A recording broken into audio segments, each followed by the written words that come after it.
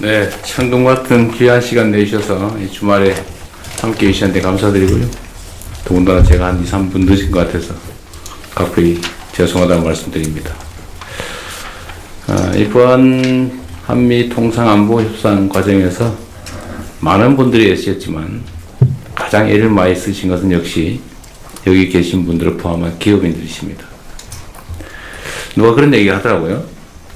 지금까지 정부와 기업이 이렇게 합이 잘 맞아가지고 공동 대응을 한 사례가 없었던 것 같다.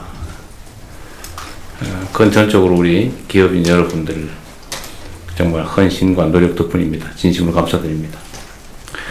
이게 잘 아시겠지만 우리가 뭔가를 새롭게 획득하기 위한 그야말로 능동적이고 적극적인 협상이었으면 어떤 결과가 나더라도 즐거운 일이었을 텐데, 이 안타깝게도 국제질서 변경에 따라서 불가피하게 우리가 수동적으로 응할 수밖에 없는 상황의 협상이어서 어쨌든 좋은 상황을 만들기보다는 나쁜 상황을 만들지 않는 게 최선이었기 때문에 매우 어려운 과정이었다는 건 여러분도 잘 아실 것 같습니다.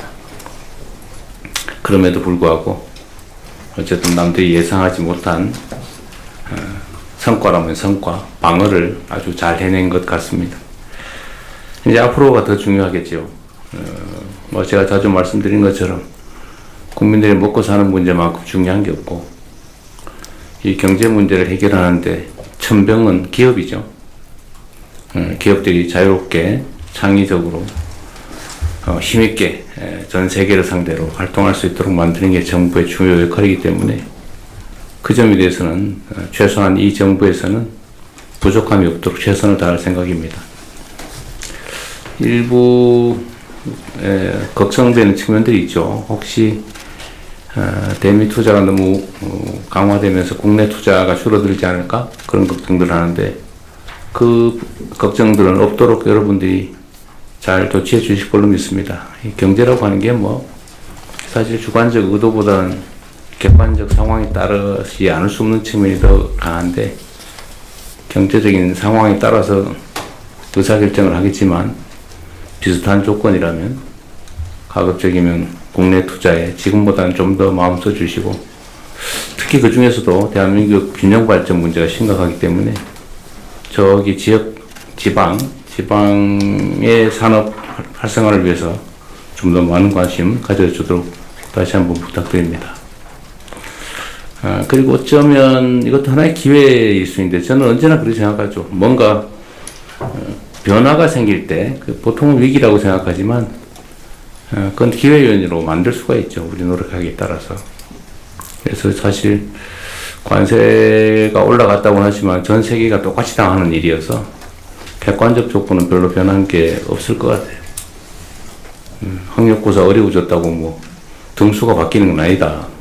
어려운 건 다 똑같이 어렵고 쉬우면 다 똑같이 쉬운 거 아니냐, 그렇게 생각하면서 이 변화된 상황에 신속하게 적응하고 또 그걸 기회로 만들면 우리한테 또 좋은 상황이 도래할 수도 있을 것 같아요.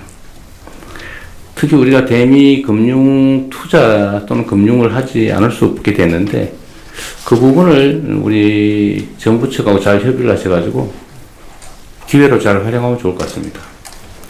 방법은 아주 다양하게 있을 것 같은데, 그 점에 대해서 우리 산업부에서도 좀 아이디어를 좀 많이 내주시고, 또 우리 기업들이 어쩌면 더 안전할 수 있잖아요. 그죠? 그 점을 잘 활용하면 더 안전하게 사업할 수 있을 테니까. 또 정부 입장에서도 우리 국내 기업들이 연관돼서 사업을 하는 게 또 투자금 회수에 훨씬 더 안전성이 높을 것 같습니다. 그리고 마지막으로 제가 이런 부탁 하나 드리고 싶은데, 자관 정부는 우리 기업인들이 기업 활동을 하는데 장애가 최소화되도록 정말 총력을 다할 생각입니다. 이게 친기업, 반기업 이런 소리 하는데 그것은 무슨 의미가 있어요? 제가 세금 깎아달라 이런 얘기는 별로 안 좋아하긴 하는데 제가 그런 생각이 가끔 들거든요.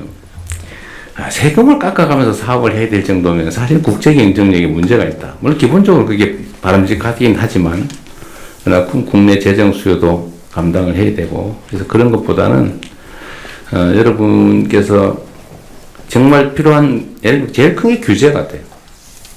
예를 들면 규제 완화 또는 해제, 철폐 중에서 가능한 거가 어떤 게 있을지를 실질적으로 좀 구체적으로 지적해 주시면 제가 신속하게 정리해 나갈 겁니다. 뭐든지 할 수 있는 건 다 할 테고, 뭐 좀 재정 투자도 마찬가지고, R&D 개발 또는 위험 영역에 투자해서 우리 재정이 후순위 뭐 채권을 발행하는 걸 우리가 인수한다든지, 어떤 손실을 선순위로 감수한다든지, 뭐 이런 새로운 방식들도 저는 얼마든지 도입할 수 있다고 생각해요. 그래서 모험적인 투자를 좀 과감하게 할 수 있도록 어떤 그런 방식도 동원해 볼 생각입니다. 또 한 가지 말씀드리고 싶은 거는, 이게 어쩔 수 없는 측면이긴 한데, 저는 노동과 경영이 양립할 수 없다고 생각하잖아요. 대립적이지 않다.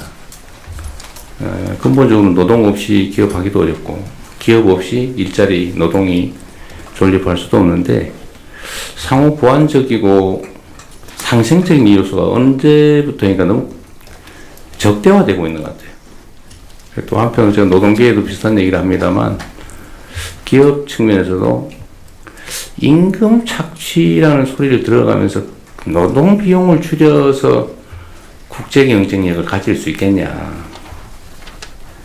그런 점은 한번 생각해 볼 필요가 있을 것 같습니다. 특히 첨단 산업, 첨단 기술 산업 같은 경우는 뭐 사실 역량이 문제지 인건비 액수 차원의 문제는 아닌 것 같아요.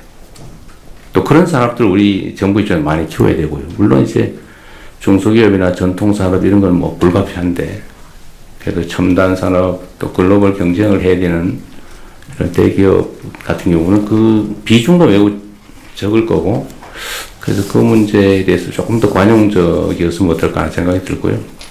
제가 이따 비공개 자리에서도 한번 말씀드리겠습니다만, 우리가 한 번은 이런 고용 유연성 문제, 그 다음에 그 고용 불안정에 대한 노동자들의 공포를 해결하려면 사회 안전망을 강화해야 되는데, 그 재원 조달하는 문제, 이런 것들을 좀 종합적으로 있는 데 터놓고 한번 사회적인 대대적인 논쟁을 통해서 일정한 합의에 좀 이루어야 되지 않을까.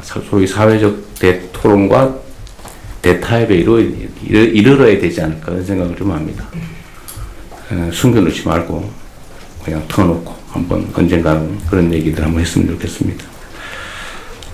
여하튼 우리 회장님들 정말로 고생 많으셨고요. 우리 김정관 장관 터프 사나이 정말 많이 쓰셨어요.